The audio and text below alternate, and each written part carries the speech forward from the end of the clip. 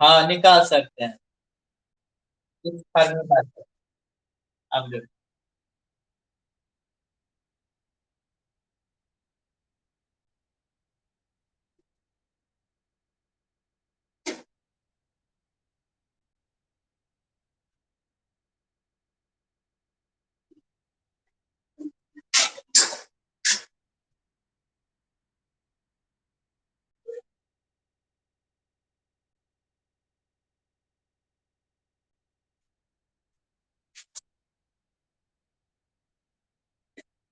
अब मान लो कि एक्स वाई जेड प्लेन है, 3D में है। अब यहाँ पर बहुत सारा पार्टिकल इसमें है जिसका मास है m1, कोऑर्डिनेट है इसका x1 y1 z1 है। इसका कोऑर्डिनेट है x2 y2 और z2 है। हाँ, बहुत सारा पार्टिकल है। मान लेते हैं दो ही पार्टिकल का लेते हैं, तो इन दोनों पार्टिकल के बीच में एक मान लेते हैं कि इसका सेंटर ऑफ मास यहाँ पे लाई कर गया। यहाँ पे की total mass is assume to be concentrated, इस पॉइंट पर कंसंट्रेटेड है कि नहीं। तो अलग अलग इंडिविजुअल का जो मास मोमेंट होगा, मास मोमेंट,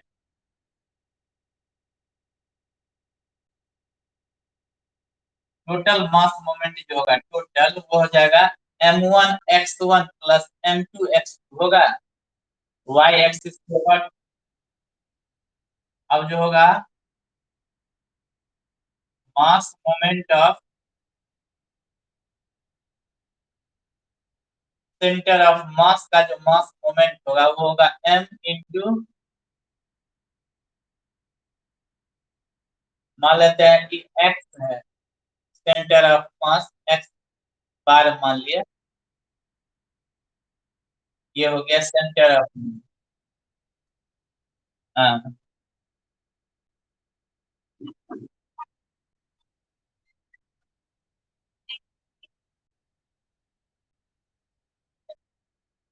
हाँ, वो तो वो भी ले सकते हैं। ये हम लिए है ना मास मोमेंट,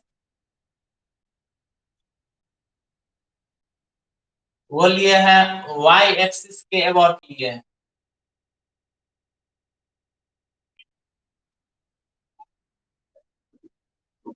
हाँ, एक्स मान लिए।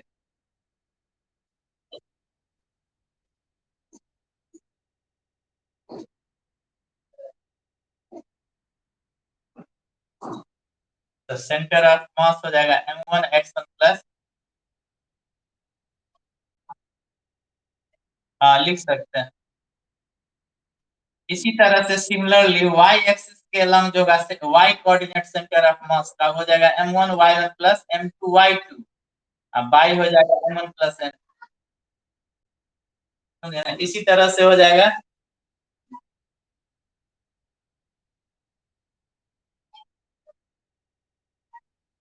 हाँ, ये सब कोऑर्डिनेट दिया हुआ रहेगा। जेड कोऑर्डिनेट हो गया तो m1 z1 plus m2 z2, by हो जाएगा m1 प्लस m2। इस तरह से यदि 3D में है बॉडी तो इस तरह से एक्स वाई जेड कोऑर्डिनेट हम सेंटर ऑफ मास का फाइंड आउट कर सकते हैं।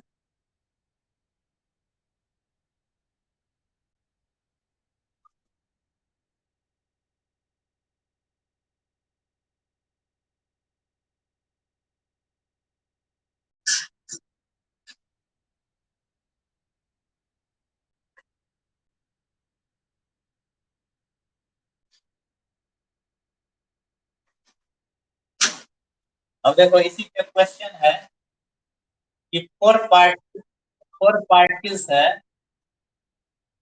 ईच ऑफ मास 2 kg है।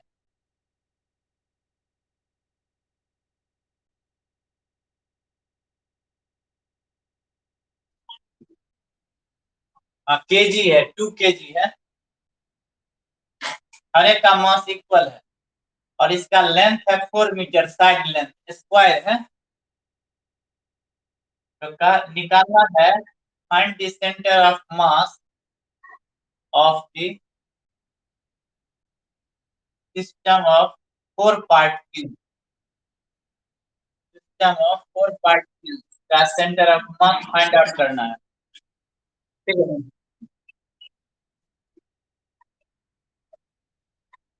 हाँ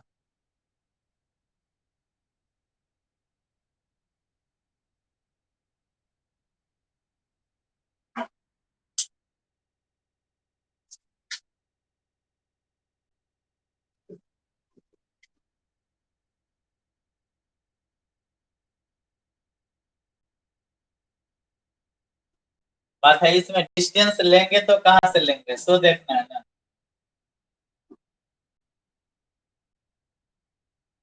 देखो इसमें क्या है कि किसी एक को ओरिजिन मान लेना है। मान लेते हैं इसी को ओरिजिन मान लेंगे, 0 0। ठीक है ना। तो यहाँ पे X axis Y axis draw कर लेंगे। हाँ, किसी एक को मानना पड़ेगा, किसी एक को। इसके लिए कोई कंडीशन नहीं हुआ है। इसको भी हम मान सकते हैं, इसको भी कहीं भी जहां मन हो उसको ओरिजिन मान लो। ठीक है। आंसर पर कोई इफेक्ट नहीं पड़ेगा। इसका कोऑर्डिनेट जो होगा वो हो जाएगा 4 0, इसका कोऑर्डिनेट हो जाएगा 4 4 है, इसका कोऑर्डिनेट हो जाएगा एक्स कोऑर्डिनेट तो हो गया 0 और वाई कोऑर्डिनेट 4 होगा। हाँ हाँ, अब तुम निकाल सकते हो। अब इसका एक्स कोऑर्डिनेट, हाँ, इसका सेंटर ऑफ मास का जो एक्स कोऑर्डिनेट होगा वो आराम से निकल जाएगा। m × 0 रख देंगे, या 2 kg है तो 2 × 0, 2 × 4 प्लस, फिर हो गया 2 × 4। हाँ, फिर 2 × 0। अब बाई टोटल मास हो गया 8। हाँ, थर्ड वाला भी तो 2 × 0 है ना होगा। खाली ये 0 नहीं।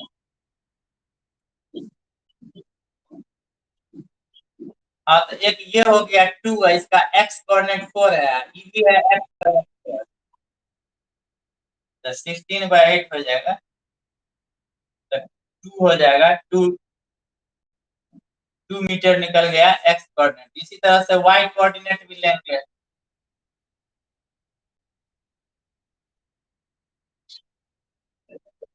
दो कोऑर्डिनेट सेंटर ऑफ मास का मीनिंग क्या हुआ कि ये एक्स वाई प्लेन में है, तो एक्स और वाई दोनों कोऑर्डिनेट में होगा तब ना लोकेशन आएगा कोऑर्डिनेट का।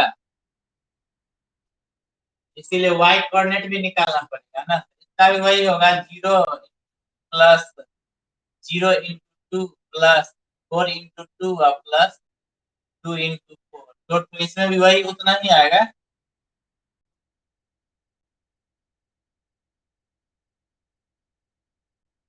यानी इससे ये निकल गया कि इसका कोऑर्डिनेट होगा 2 और 2 जो होगा सेंटर ऑफ मास का कोऑर्डिनेट होगा 2 2।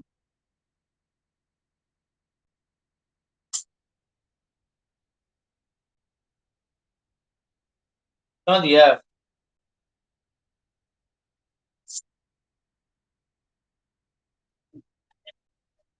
हाँ, तो जो जो डिफरेंट पार्टिकल्स जो बटा हुआ है उसका इसी तरह से निकलेगा। लेकिन जो कंटिन्यूअस बॉडी है उसका अलग फार्मूला है, उसको इंटीग्रेशन से आता है। हाँ हाँ, और ही टॉपिक है। हाँ हाँ, ये है कि डिफरेंट पार्टी है उसका ना। अब जैसे कोई रॉड है तो कहेगा इस रॉड का सेंटर ऑफ मास कहाँ पे लाई करेगा रॉड का। तो ये आएगा तुमको इंटीग्रेशन मेथड से आएगा।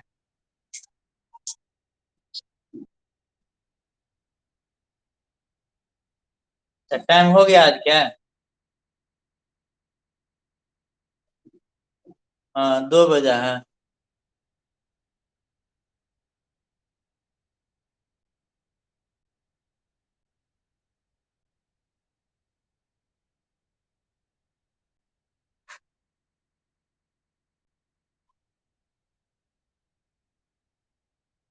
हम्म,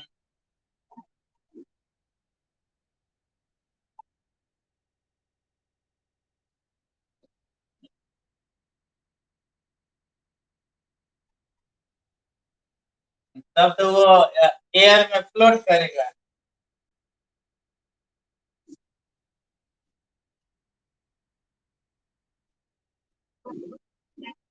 मास तो रहेगा ही, वेट ना जीरो हो जाएगा, वेटलेस हो जाएगा। मास तो रहेगा ही हर एक बॉडी का।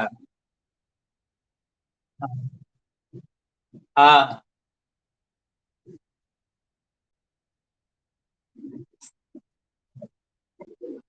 मास में जीरो हो जाएगा, फोर्स जीरो हो जाएगा। mg है ना, तो फोर्स जीरो हो जाएगा।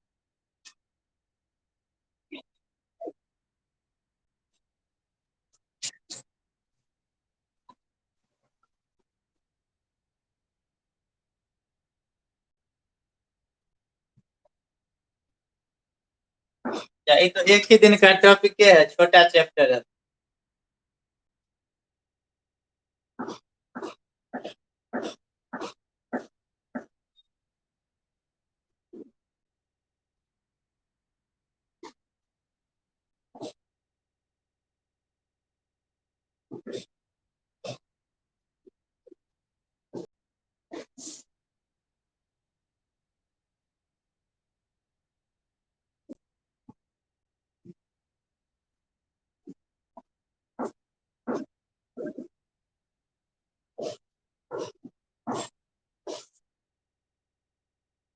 जैसे कोई बॉडी है एक्स वाई प्लेन में, इसका सेंटर ऑफ मास पता करना है। तो हम लोग क्या करते हैं, इसका टोटल मास m है, इसको छोटे छोटे पार्टिकल में डिवाइड कर देंगे स्मॉल मास dm में। तो इसका मान लेते हैं y एक्सिस से डिस्टेंस यदि x है और x एक्सिस से डिस्टेंस है y एक्सिस के लंब डिस्टेंस है ये, और x एक्सिस के लंब डिस्टेंस x, ठीक है ना। तो इसका कोऑर्डिनेट हो गया एक्स वाई। तो इस पार्टिकल का let body consists of an elementary particle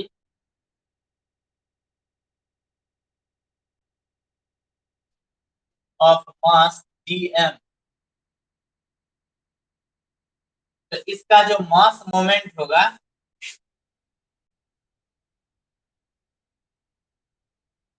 about y axis, about y axis के अबाउट मास मोमेंट कितना हो जाएगा, तो x इंटू डी एम हो जाएगा।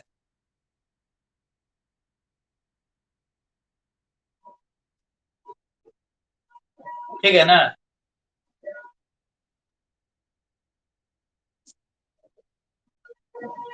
अब इसको इंटीग्रेट कर देंगे,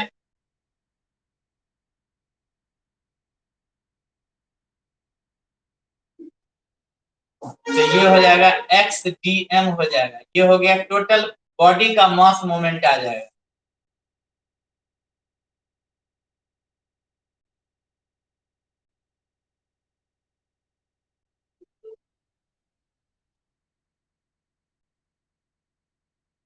मतलब हम अभी क्या किए हैं, ये बॉडी है ना, मान लिया है कि ये पूरा बॉडी है छोटे छोटे पार्टिकल के मिलने से बना हुआ है, बहुत सारा पार्टिकल है। तो एक पार्टिकल का मास मोमेंट निकालिए एक्स इंटू डी एम, एक पार्टिकल का इंटीग्रेशन कर देंगे यानी समेशन, तो टोटल का ना आ जाएगा मास मोमेंट।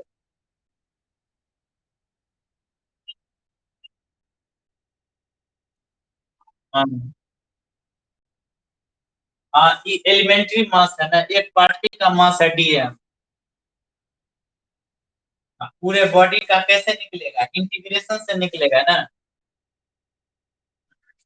अब मान लो, हाँ, अब है कि यहाँ पर मान लेंगे कि इस पूरे बॉडी का सेंटर ऑफ मास यहाँ पे लाई कर रहा है, किसी एक पॉइंट पे मान लीजिए कि यहाँ पे लाई कर रहा है, जहाँ पे टोटल मास लाई कर रहा है इस पॉइंट पे।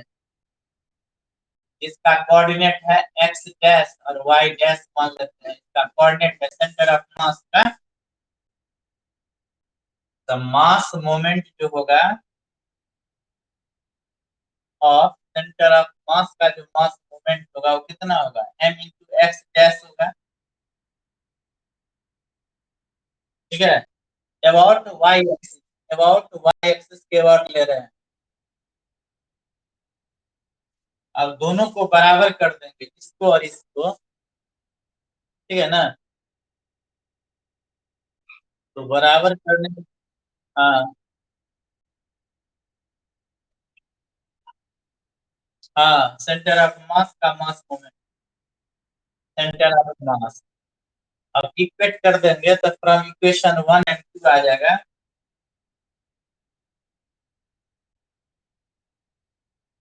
M X dash is equal to X D M हो जाएगा।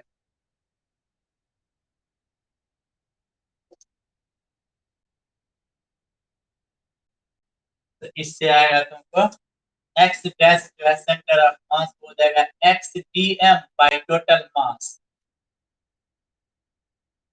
आगे समझ में। सिमिलरली y कोऑर्डिनेट हो जाएगा y dm by total mass. हाँ, और z डैश हो जाएगा z dm। हाँ, ये हुआ कंटिन्यूअस बॉडी के लिए। और कंटिन्यूअस डिस्ट्रीब्यूशन, देखो बताते हैं। हाँ, ये हुआ for continuous distribution of particles in a body. इसका मतलब ये हुआ कि मास पर यूनिट एरिया, मास पर यूनिट लेंथ और मास पर यूनिट वॉल्यूम जो होगा वो कांस्टेंट होगा, उसके लिए यह है फॉर्मूला। समझे ना। जिस बॉडी में मास पर यूनिट एरिया, मास पर यूनिट लेंथ, मास पर यूनिट वॉल्यूम कांस्टेंट रहेगा, उसके लिए ये फॉर्मूला है।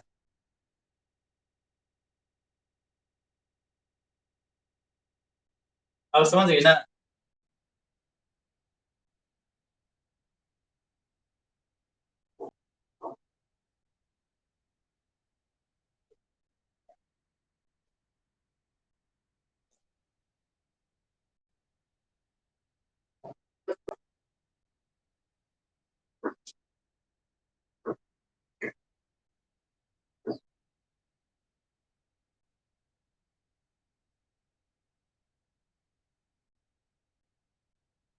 देखो और डिस्क टाइप का बॉडी है, सीडी वगैरह है, डिस्क टाइप का बॉडी।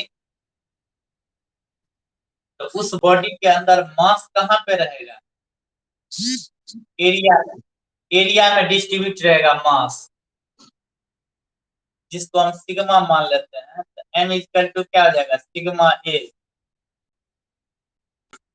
तो फार्मूला जो है सेंटर ऑफ मास का जो लिखे हैं X D M by total mass, तो हम एक्स और डी एम के जगह क्या लिख सकते हैं? Sigma into D A by total मास के जगह लिख सकते हैं सिग्मा ए। है समझ में। तो सिग्मा से सिग्मा कट गया, तो सेंटर ऑफ मास को हम एक्स डी ए बाई ए से भी निकाल सकते हैं।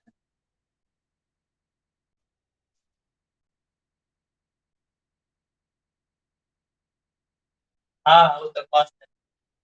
इसी तरह से y dA बाई ए भी लिख सकते हैं, z कोऑर्डिनेट हो जाएगा z dA बाई ए।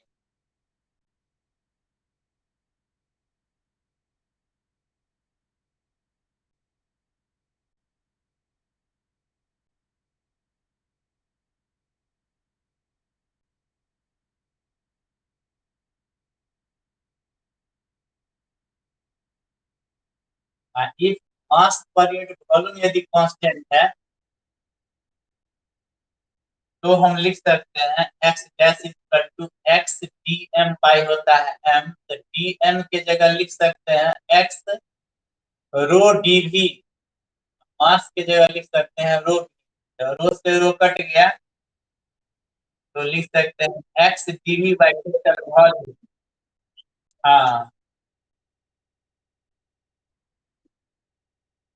जो चीज मालूम रहेगा ना, उसी के रेस्पेक्ट में हम निकाल सकते हैं सेंटर ऑफ मास का वैल्यू। तो ये हुआ सेंटर ऑफ मास निकालने का फॉर्मूला। अब कंटिन्यूअस भी समझ में आ गया और डिसकंटिन्यूअस भी आ गया।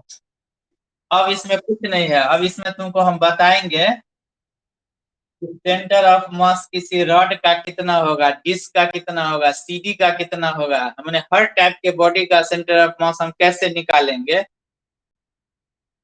तो ये तुमको अच्छा से आ गया तो तुमको समझ लो कि तुमको बॉडी को उठाना सीख ली है, कैसे बॉडी को उठाया जाएगा कि कम कष्ट हो, कहाँ से पकड़ के।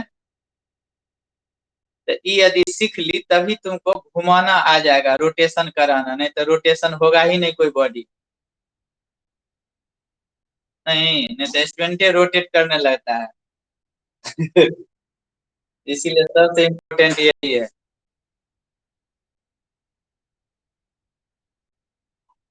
हाँ हाँ, ठीक है, तब आज इतना ही रहने देते हैं, कल पर।